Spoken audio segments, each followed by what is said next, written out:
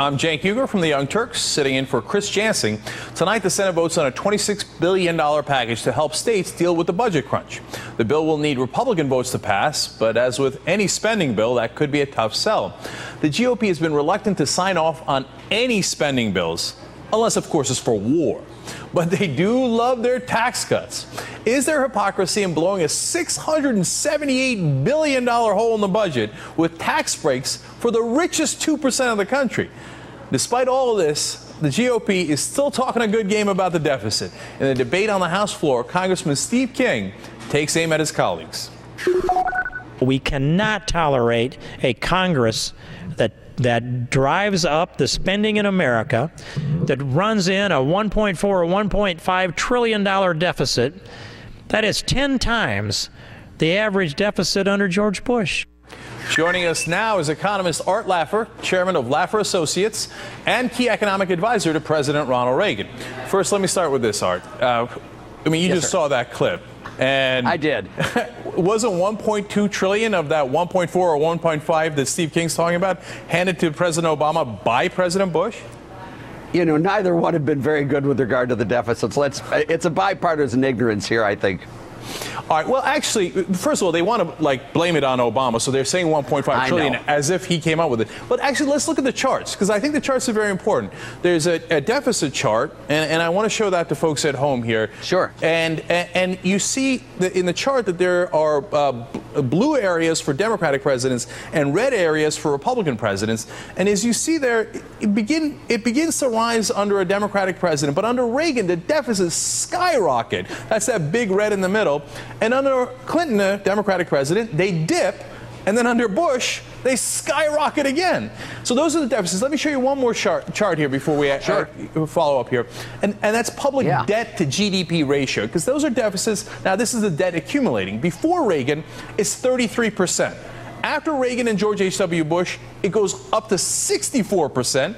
Under Clinton, it comes down to 57%. And then public debt, according to GDP ratio, after George W. Bush is at a whopping 69%. Art, when you look at all that, doesn't that show you Republicans are terrible with deficits? Democrats, not so bad. Yeah. Well, yeah, I think it's a bipartisan thing. I mean, I'm a huge fan of Bill Clinton's, as you probably know.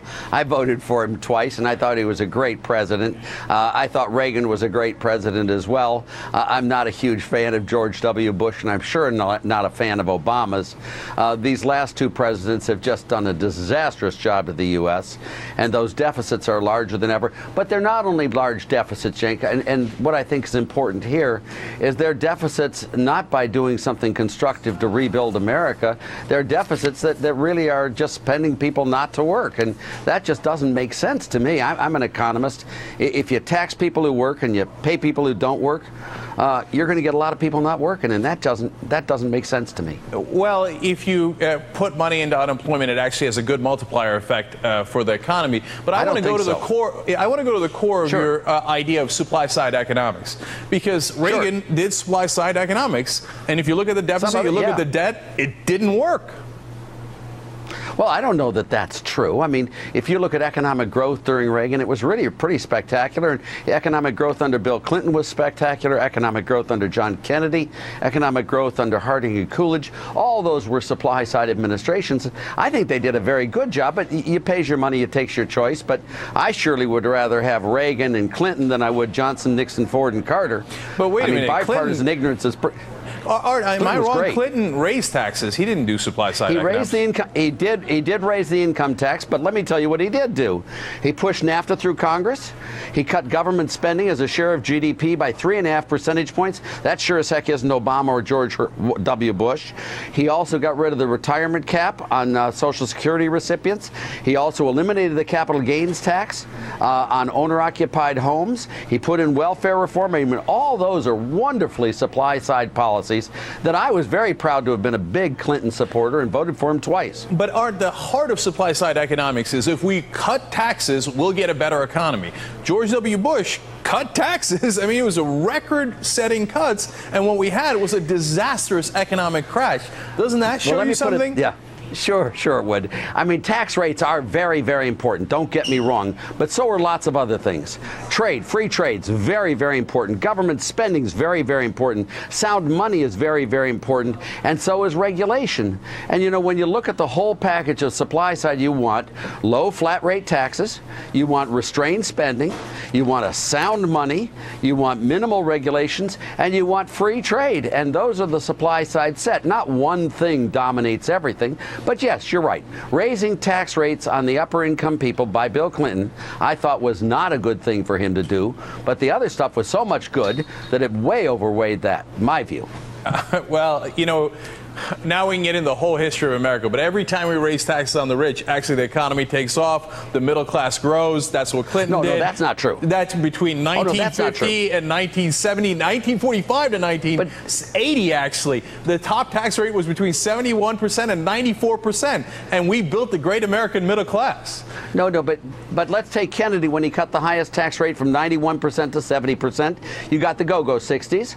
Let's take Harding and Coolidge, who cut the highest rate from 73% down to 25%. You got the roaring 20s. You then look at what Roosevelt and Hoover did. Well, but the Roosevelt and Hoover raised the highest tax rate from 24% to 83% over 8 years. I mean, is it any wonder it was the deepest, longest depression in history? And then you look at Johnson, Nixon, Ford, and Carter. They were catastrophes, Cenk. I mean, you know, honestly, taxes do matter. They're not everything, but they do matter. And this is a great debate. I wish I could have it all day long. I love it. I enjoy it with you very much. By the way, you're very well informed, and it's nice discussing it with you. Thank you so much for joining us, Art. I really appreciate it. I love doing it, and anytime I could be on with you, I'd love to. All right, thank you so much. And you know, you know, I've gone over this in the past too. But when the nation's richest have the highest share of our national income, that's right before the crashes. That's in 1928, and that's in 2007.